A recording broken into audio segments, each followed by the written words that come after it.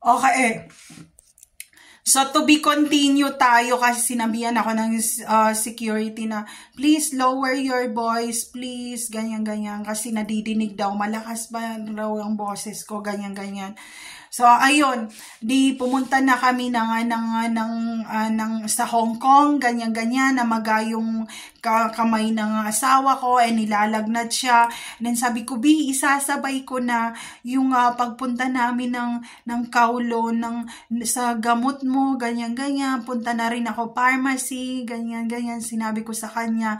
And then sabi niya, ang dami mo pang dahilan, gusto mo lang gumala, umikot. Sabi ko, kung pwede nga, dapat nasa Macau na tayo ngayon o di kaya yung sa taas ng bundok, sabi ko, yung may pa zipline doon, zipline, ganyan-ganyan, kasi hindi, sa high peak sa Hong Kong, hindi pa namin napuntahan yun.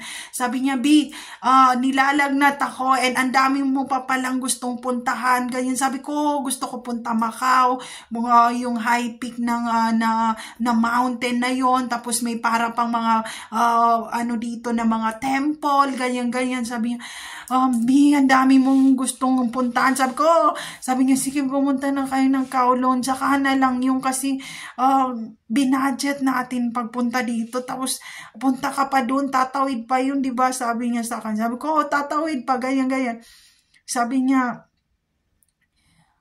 bilisan nyo lang wag kayong tumagal doon, baka damputin kayo, and ang bibig mo naman, ganyan-ganyan, ganyan-ganyan, and ang dami-dami mo na naman sasabihin pag nakahaway ka, kasi siniko na kami sa traffic light nung babae talaga na Singaporean na yon, and gumanon siya, yung sinasabi ko na kinuwento ko ng stewardess sa may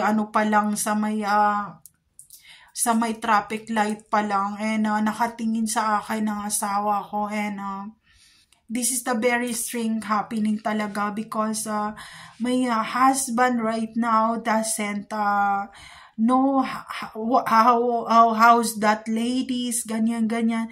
She doesn't know about what's that ladies, but when we're first vacation, when Gabby's in the 6 years old, right? Like that, 5 years old, and then we stop over in Singapore. My husband really know her, ng babaeng yun, but my husband, before mag-COVID na talaga, itong before ng 4 years COVID, hindi niya kilala yung babae pag tiningnan niya. Yun ang problema. Hindi niya, tapos yung babae parang siniko akong ganyan, and then sabi ko, B, lalabanan ko siya, gumanon ako, and then sabi ng asawa ko, B, wag kang gumawa ng gulo kasi mapunta ka sa police station dito sa may Hong Kong nga. Sabi ko, B, hindi ko siya titigilan talaga, ganyan-ganyan. And sabi, B, yung manner mo, please, ganyan. Yun ang problema ko, kasi kahit saan ako yan magpunta yan, ayoko talaga na inaapi ako, and kahit magkakalbuhan pa yan, kahit magkalbuhin pa niya ako, talagang hindi ko siya titigilan. And sabi ko, B, hahabulin ko siya. Sabi, B, may mga gamit kang dala sa sa handbag mo, paano mo siya habulin? Sabi ko, kunin mo ang handbag, hahabulin ko siya. Sabi, B, punta na tayo sa hotel talaga. Yun ang problema ko. Kaya ngayon, kumbaga, gusto kong gawin yung mga bagay na gusto kong puntahan tong lugar na to, kaso may dala ako. Kaya limited ang galawan ni Mrs. ngayon, dahil meron siya mga dalang importanteng gamit sa bag niya na hindi pwedeng kumbaga maabutan ng takip silim or ng gabi, baka magkaroon naman ng holdapan, ganyan-ganyan. So Ngayon, ang ginawa ko, nagdala ko ng screwdriver talaga ngayon kasi simula nung nangyari yun sa sa may sa Nueva Ecija, sa Pampanga, ganyan, parang natakot na ako. So, kung meron akong screwdriver, ang haba ng screwdriver kasi pag kutsilyo, makakasurvive pa siya dyan. Pero pag ang screwdriver, hindi agad yan dumudugo. So, very pain siya pag nakaganon yan, kahit walker yan, deadly yan. So, yun yung weapon na dala ko ngayon. And, kalmado naman ako, if ever na sinabi ng mga mall na iiwan ko doon sa pwede namang iiwan sa security, kailangan kong dalhin talaga dahil nagkaroon ng issue and I don't trust other people na simula nang nakasurvive ako sa chaos na nangyari sa akin doon na naglakad ako from Mexico to Araya to Pampanga and Pampanga to kalahati pa dito sa part na to ng Nueva Ecija. So, sobrang sakit sa paa nung nilakad ko. So, ayun. Nagdala ako ng screwdriver dyan. Isang salpo ko lang talaga. So, ayun. Yun ang mga problema ko. Kaya confident ako na dala ko ang mga anak ko. Kaya sabi si Gabi naka-carrier yan. And then si Hiro, hawak ko yan. Alam ng asawa ko. Kaya may tiwala ang asawa ko na, kargahin mo si Gabi and si Hiro and pumasyal muna kayo. Kasi alam niya na kaya kong makipag-aaway kahit may baby na kasama. Yun, kasi kaya kong depensahan ang sarili ko. So, yun ang kasi nga, pag nag-away kami, ang daming mga black iron at gulpian talagang nangyayari. Kaya yun, sabi niya, okay, punta kayo ng Kowloon, pero 30 minutes, dapat makaalis kayo kasi magpa-flight na, mag-aalis na tayo, Hong Kong to Philippines na. And then, pagdating namin ng Kowloon, talaga, tuwang-tuwa si Hiro. Sabi, cute, ang daming mga laruan. Sabi ko, oh my God, may parang Divisoria dito sa may Hong Kong. And then, ang daming stall na ganyan na magkakatabi. And mura lang yung mga paninda compare sa mall. Meron pa ako doon mga na-copyright talaga na mga videos. And sinabi ko kay Hiro, para kaming nakawala sa hawla talaga. And sabi ko, stop muna baby kasi meron pala ako nandito mga passport ko sa bag, baka masalisiyan tayo. So, dahan-dahanin natin. To, kasi nga, parang pag dun, Mami, I saw this. And then sabi ko, hinay-hinay lang, sandali lang, kasi hindi na nila alam kung anong kukunin, ganyan. And then, sabi, sana sumama na lang si Gabi, hindi nakasama kasi napagod. At sakitin si Gabi, kaya hindi siya nakasama, ganyan. And si Hiro naman, medyo okay yung katawan niya, compare si Gabi, paglabas pa lang niya sa mundong to, na electromagnetic na siya, kaya medyo hindi siya pang outdoor na baby, nasa tiyan pa lang, tinatarget na siya na patay ng electromagnetic na frequency, kaya siya nagkaganon. And sa sobrang current nung kuryente, tumalino yung utak niya, compare kay Hiro na wala akong electromagnetic na ganong kalakas na bolt na katulad kay Gabi, kaya hindi siya agad na flash out si Hiro. Pero kay Gabi, nag-bleeding ako noon. So, yun ang pagkakaiba.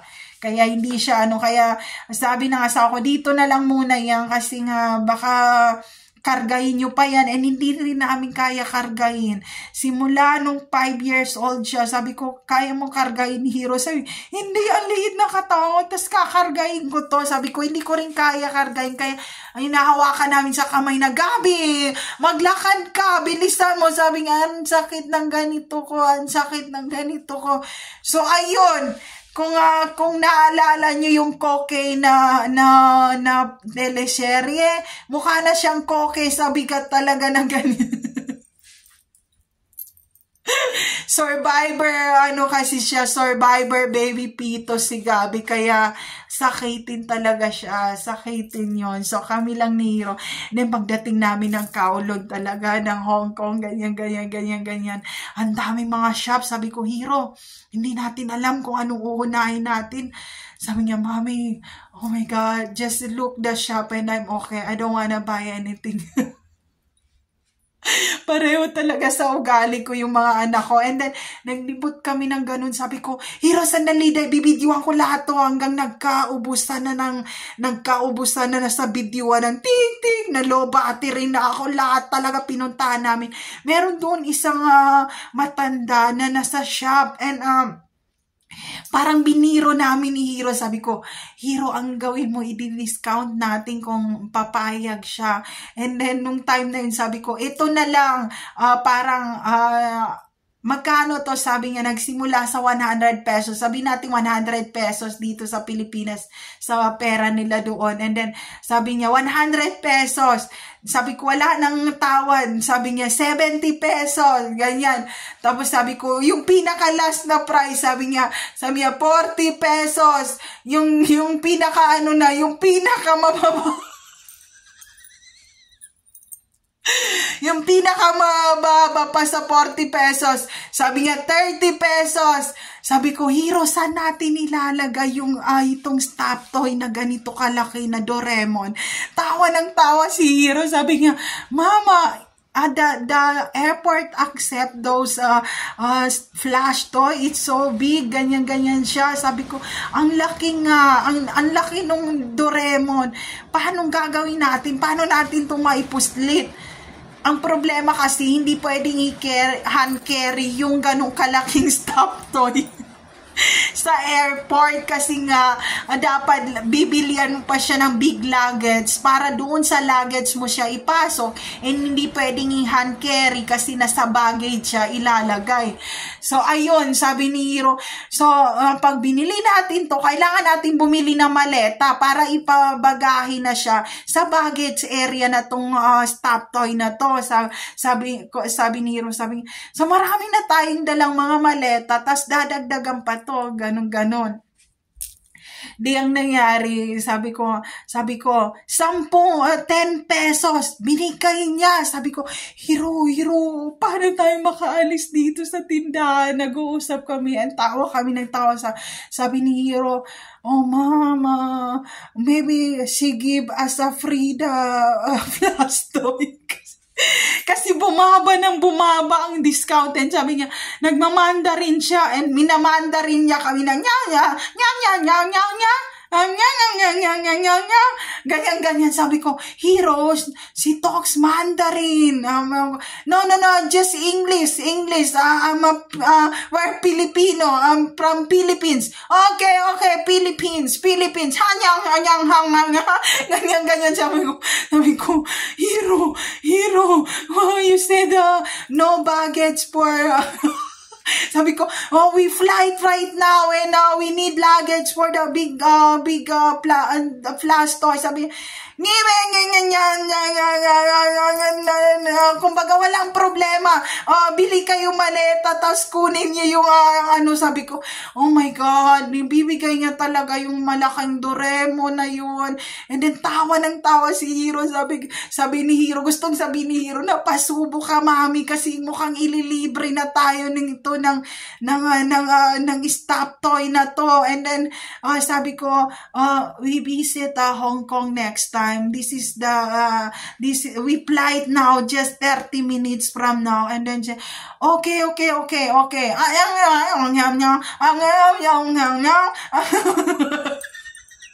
Nagganon siya sa amin. Sabi ko, I don't understand Mandarin, and thank you so much. Just no problem, we buy some of the stuff here, and we are not buy the flash toy, just we get some of the things here, the item. And then okay. Hindi siya marunong mag-English talaga. Yun ang problema. Yan ang problema, kasi ang Hong Kong at ang Singapore, sila ay mga university. And then, itong mga Chinese Tibet na to, ito yung madaling makontento eh. Parang sa ibang mga, parang dito sa probinsya na yung sa Cotabato City, Mindanao, yung part doon sa bundok, kahit ultimo makakita yan ng mga Barbie doll yan, maa-amaze sila kasi hindi sila bumababa sa city ng araw-araw. So, yun, parang, sabi, parang nakyutan siya kay Hiro na daw minse ng Taipei.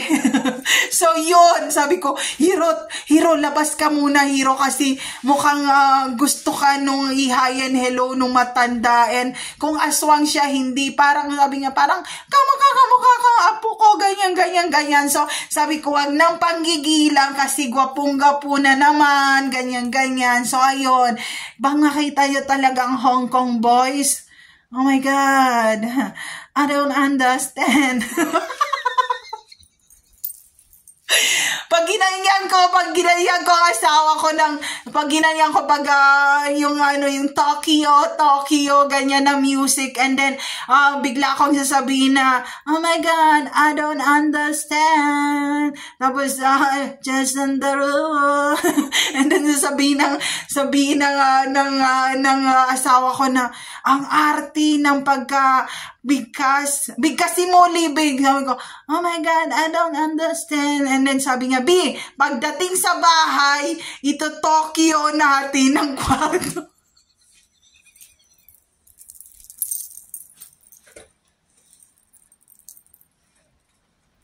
So, ayun, nakyutan siya kay Hiro, tawa ko ng sabi ko, hindi binibili si Hiro talaga. Pero, sabi, Ma'am, na ano lang yung tao, wala siyang sinabi na kung ano-ano. So, ayun ang pagka-problema ko talaga kasi nung nalaman ng asawa ko na mayroong Chinese blood nga, sabi niya, hindi kita papayagang puntang Singapore, ng Hong Kong, ng China, makita mo yung mga kalay mo, tapos, very sweet pa naman sila. Kasi nung time na yun, parang merong mga dumadaan na nag-holding hands, na nag-aakbayan, na hug to hug cart, mga ganon. Di kami parang tinitingnan kami ng mga tao, kasi ang Chinese madali silang makakita ng couple, and parang gumaganon sila na parang ew, pretending, parang ganon yung mukha, and then yung parang pretending to be couple, parang ganon, kasi nga hindi sila nagsasalita pero nanlalait yan pag uwi ng bahay, nag-uusap yan sila. And then sabi ng asawa ko, alam ko, hindi ako publicity. Sabi ko, B, wag mo nang patulan, B. Sabi niya, alam ko, yun yung gusto nila sabihin talaga, yun ang gusto nilang sabihin. Kasi sabi ko, B, tingnan mo naman, very sweet sila, ganyan, nag-holding hands, nag-yayakapan, ganyan. Ganyan lang ang Asian, lalo na yung kung sila ay magkakababata yan, ultimo yan, kahit pagtanda yan, close yan sila. Ine-explain ko yun sa asawa ko, close yan sila, hindi yan, kumbaga pag close na yan sila, yung bonding nila, kahit magkaroon pa yung pamilya yan, hindi maaalis yun, ipagtanggol talaga nila yung kalahi nila na Asian. Yun ang problema ng mga Asian. Sabi, B, ipagtanggol mo pa. Ang totoo, masyadong publicity na nag-holding hands sila. Alam ko na, hindi ako ganun talaga sa mga basic love story, ganyan. So parang sabi ko, oh my God, natatawa ako. Sabi ko, kung ayaw mo kung akbayan, kung ayaw mo kung halikan, or kung ayaw mo kung i-holding hands, who cares? Sabi ko, pasalamat kayo. Tapos, pasalamat kayo, mga anak ko, nandito talaga. Yung sabi, Ma'am, Dad, stop it, leave it. So, ayun. Kasi nakikita niya, sabi nga, kung sabi niya, videohan mo nga, para masama yan dito sa mga video mo na sa YouTube. Maya-maya akbay, maya-maya halik, maya-maya maya-maya holding hands, ganyan-ganyan.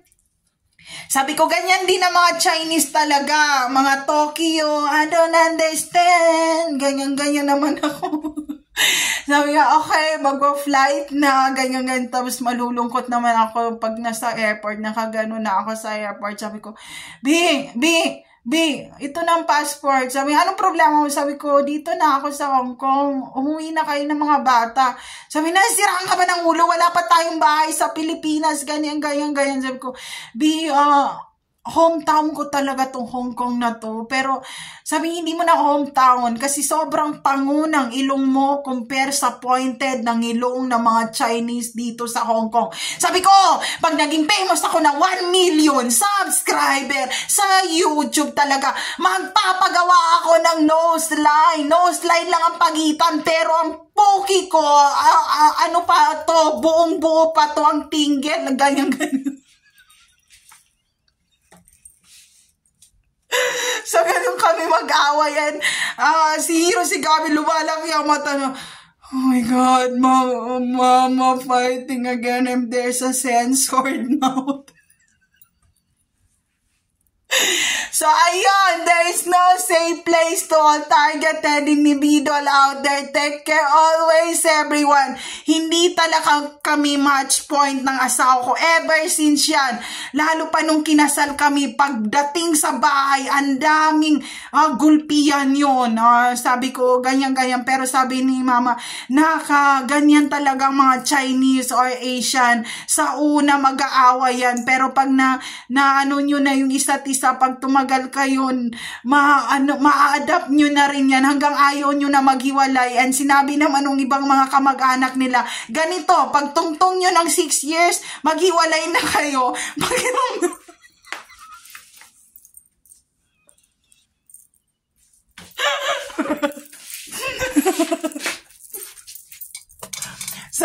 Sabi ng mga ibang kamag-anak, pakiramdaman nyo, ganito, pag tungtong nyo ng 6 years, divorce na kayo, mag-anal na kayo, sabihin nyo na sa isa't isa na ayaw nyo. Kaso ng pagtungtong namin ng 6-year relationship, mataas na ang posisyon ni Mr. So, doon naman pumapasok na ayaw pakawala ni Mrs. kasi mataas na ang tuition sa mga private school na naman.